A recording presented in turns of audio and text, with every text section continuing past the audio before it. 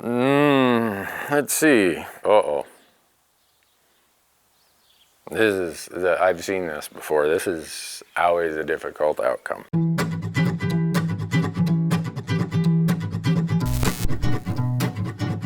Well, folks, I'm not sure how I get talked into all these.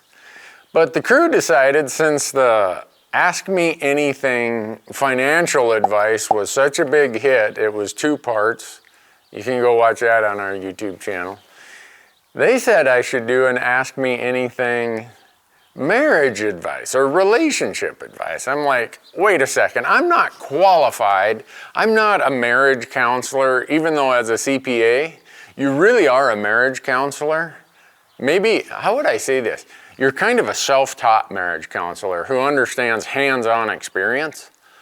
And so I asked the crew, I'm like, why am I the qualified guy to give marriage advice? And they said, well, because you're going on your 33rd wedding anniversary coming up here.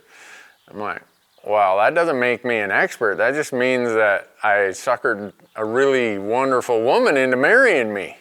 And she hasn't yet seen the error of her ways. But anyhow, I said, okay, I'll do it. Tell me what, when, where to show up, and get me the question. So, my wife said I have to give the disclaimer that I'm not responsible for any negative outcomes of this advice.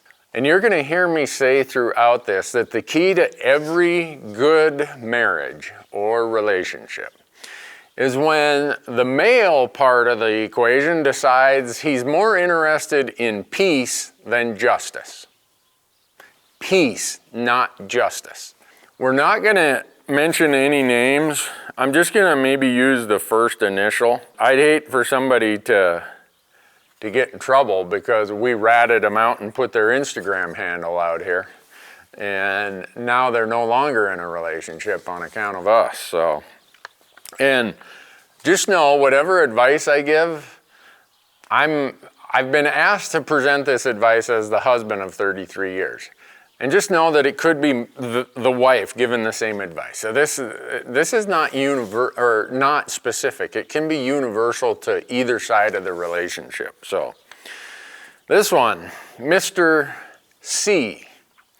This may not be quite what you're looking for, but when you are just starting a relationship, what do you think is the best way to let her know that you are a dedicated hunter, spend a borderline irresponsible amount of money on guns? There's no irresponsible amount being spent on guns, gears, and trips, and that she'll possibly be a widow for 3 months a year. Well, Mr. C, here's the answer. You don't hide any of that stuff, okay? The best way is to say, this is what I do. This is who I am. And I'm not saying that you go full on overboard, but as a general rule, when you get into a relationship, there's kind of this wider landscape on which each side gets to operate. And then as the relationship goes on, parts of the landscape disappear because now you're overlapping with some of each other's interests. And sooner or later, you'll find that person who's like, I'm cool with that, but just understand that I do this for 3 months out of the year and I spend a wad of money on whatever it might be. And you got to be just as good with that as you expect that person to be with you spending a lot of money and being gone. Now, the one qualifier I give to all this is that when you get kids involved, when you decide you're going to have a family, things change. Because when you decide you're going to have a family, you're raising your hand and saying, I'm committed to this family thing, this raising a kid or kids for the next however many years. And there's nothing more important you'll do in your life than raise good kids. And there's nothing more rewarding that you'll do with your time and your money and your effort than raise good kids. So, we can talk about all this stuff absent kids in a relationship, but once you get kids in there, there's no screwing around, man. You're in it. I'd like to know what you do for your wife in return for her letting you go hunting so much. Well, Mr. R, the rest of the year, she has control of the calendar. So she kind of runs the budget at home. And we give each other our own monthly allowance that you go spend whatever you want, and no questions asked.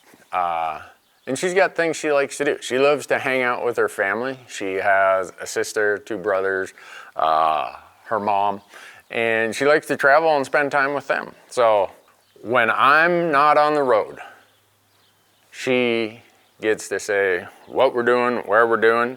And it's not like she marches me around. She'll just say, hey, I'd like to go do this. What do you think? If you'd like to do it, I want to go do it. Oh, man.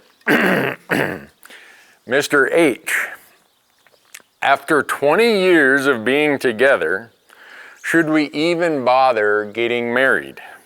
And if yes, will you officiate our wedding?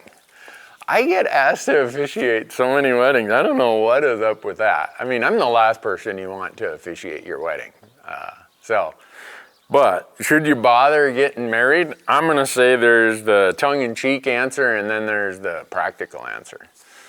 The tongue-in-cheek answer is, well, yeah, what are you gonna find out in the next 6 months that you haven't already figured out in the last 20 years? What the hell's wrong with you, Mac?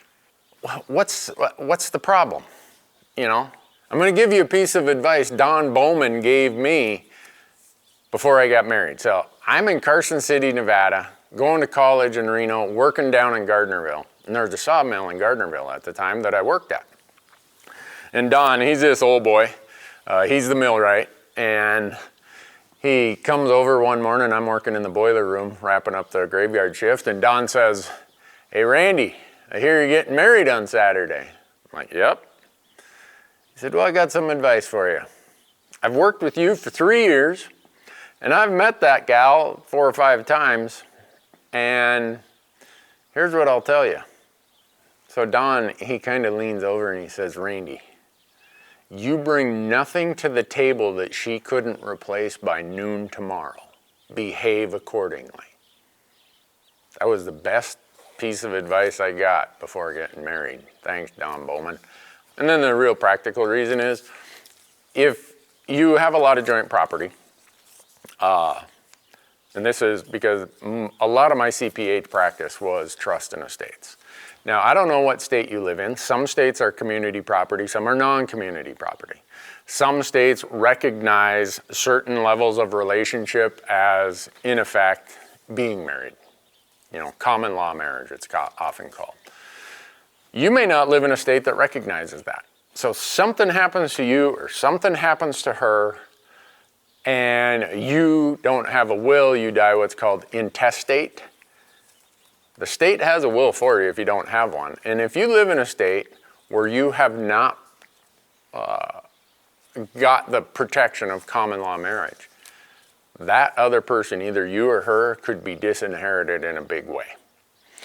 Whereas a lot of states recognize marriage as, okay, this under law is a different thing. So there's just a lot of legal planning, estate planning, other complications that come with not being married. Having joint property. Do you have it as joint tenants with right of survivorship, or do you have it as tenants in common? There's a huge difference.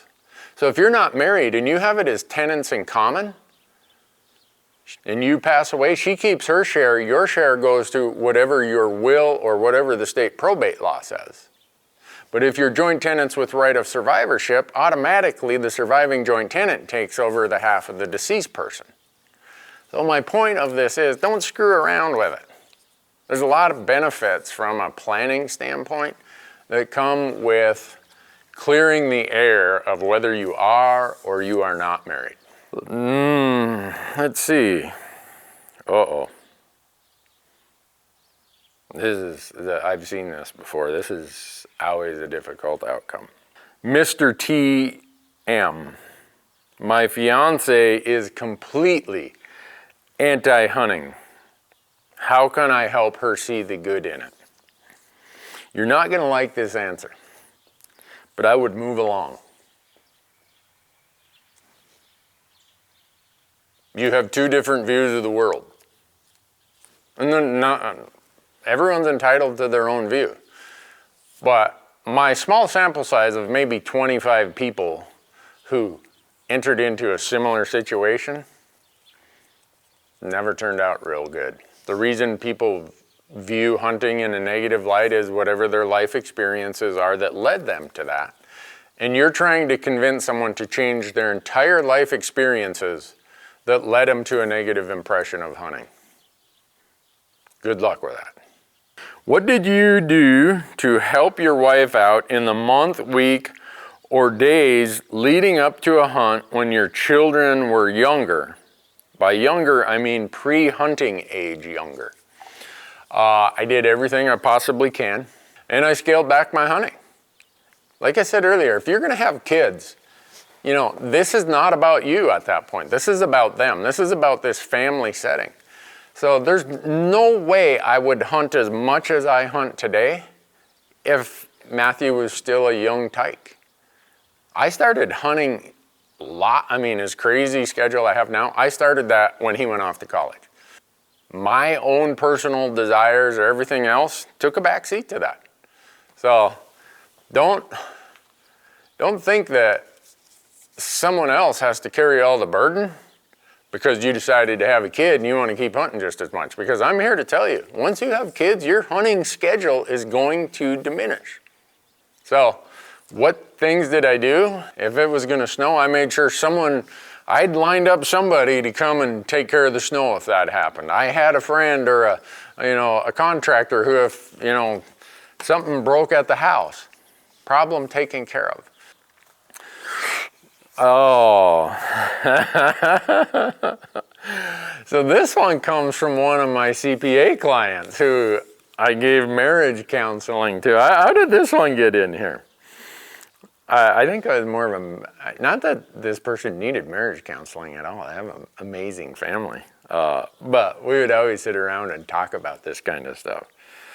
For those that may not have a spouse interested in all things outdoors, please explain the buyout method.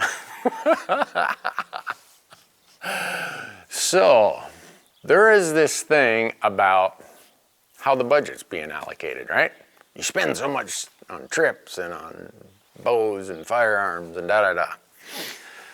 And you've heard me say on my podcast that $1,000 bow is really a $5,000 bow, because it's $1,000 for your bow, $1,500 for something your spouse wants, and $2,500 for the household. So really it's a $5,000 bow. So I'll just use my example. When we built this house over here, she wanted new furniture, and I get it. If you're gonna build a brand new house and it's kind of your dream house, you don't want to drag the old rummage sale furniture into the new house. But me being the accountant, I'm like, oh my goodness, honey, this is costing a fortune. She's like, yeah, I know, but it's kind of like you always say, it's a hunt of a lifetime.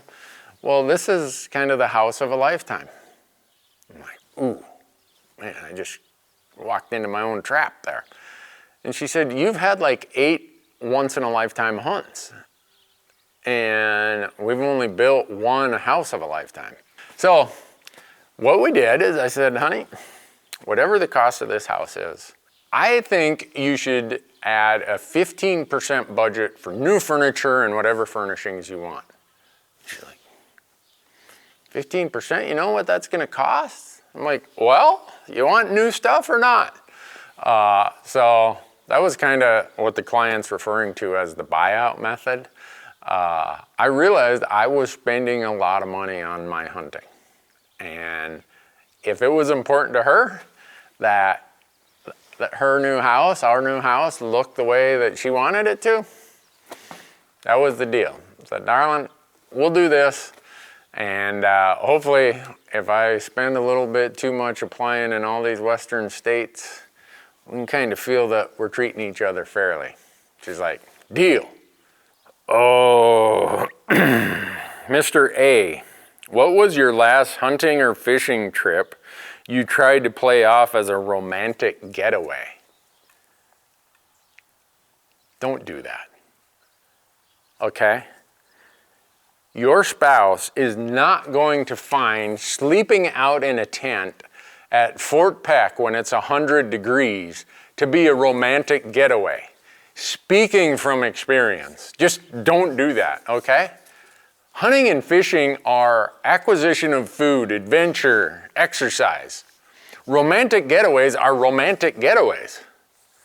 I mean, I wouldn't even propose to my wife that we should go do this because it's romantic. She'd be like, dude, you're dumber than I thought you were. Just get, the best marriage advice I could say is, Mr. A, just get that idea out of your head. Mr. B, okay, this ought to be interesting. He's 18. So I'm 18 and not in a relationship, but to dive deep into hunting, and I'm trying to make a career out of it, but when I tell people about it, they always tell me I better not have kids or a wife. Now in the future, I would like to have a family, but everyone has these hunting horror stories of how families sucked up all their time and now they don't do it. Help me with this one. Well, Mr. B, there's a reason you hear those stories, because there's a lot of them out there in that way. And I often say there's no way I would do what I do and travel and make hunting my daily life if I still had the obligations of, you know, trying to pay off a mortgage and trying to build savings and everything else and kid at home. You got to decide one or the other. It's going to be very hard. The amount of time making a living in the hunting space requires. I mean, I don't make a living at it. I have other sources of income, but I spend a ton of time at it. There's no way I could maintain a family and a relationship in that. So once you go down this path, it's going to take a lot of communication and a really special person who understands it and supports you. And you're trying to accomplish something that a lot of people tried, and the carnage, the wreckage you see along the road is real. So glad you know about it now. Mr. S, when your wife wants to learn how to hunt, how do you get her to take your advice? Well, don't give her advice. You know, be there to help and encourage, but guys are terrible at teaching and giving advice. We just suck at it. A good friend of mine, Karen Butler, has a program called Shoot Like a Girl, and now she's going to hunt like a girl. And she's got this trailer that goes around to all these trade shows. And one day I said, Karen, can you have one of your people run me through your training course of how you guys teach it from the female perspective? It blew me away. I came home, I told my wife, I'm done trying to teach you. You need to go through Karen's course. And she's like, thank you. Because you don't have the patience, you don't explain, you just say, do this. And then when I'm trying to figure out what to do, you're yelling, oh, he's getting away, he's getting away. She's like, you're not a teacher. I'm like, okay. So, they'll start taking your advice when you show them that you're interested in them learning, not just being told what to do. So, that's, again, like I said, I'm not a professional. It's just my life experiences of how I've arrived at this point. Mr. B, the warden says as long as all are not, the warden, right there's a problem. Says as long as all our non-discretionary items are taken care of, I can use any extra dollars left for hunting. Yet I'm tackling house projects on her request and now dipping into my savings account, also known as my hunting money. 14 years together, so me traveling to hunt is nothing new to her. But now we're playing by a new set of rules, so happy wife, happy life, I guess. Laugh out loud. Here's my question. She agreed in order to try and achieve some sort of hunting savings, I have an extra $75 each week taken out of federal taxes in hopes for a decent lump sum income tax refund come tax time that I could use for hunting expenses. What are your thoughts on this new approach? I wouldn't do it. Don't give the government your $75 every paycheck. Just take $75 out of the net paycheck and put it in a savings account. And know that the deal that was made was, this is a hunting account. We talked about it, we agreed to, if you're taking, you know, whatever, and don't give it to the government. Never. This is just a tax accountant, right? I'm a CPA, I'm a tight ass. You don't give the government any money before they are required to give it to, you're required to give it to them to avoid penalty or interest. So take that 75 and put it in your own account. But I wouldn't call her the warden. I know you're probably doing that in good humor. And I wonder if when guys say the old lady, if they realize how offensive that is. She might chuckle like, ah, ha, ha, ha. Trust me, guys, using the term the old lady is like so disrespectful and so out to lunch as far as the bigger picture. But that's just my own. If I called Kim the old lady, there would be the biggest hunting, fishing garage sale you've ever seen. Because she'd say, don't you have to go to Arizona or Nevada? And she would put it out on Craigslist, free, come over to our house, and all this stuff would be gone if I called her the old lady. Oh, Mr. M. My philosophy has always been, if you cannot do it, say it, or purchase it in front of your significant other, then you are most likely cheating on them in some way. That can be actually cheating on them, if only in your own mind, by being dishonest or deceptive. We have a winner. Mr. M.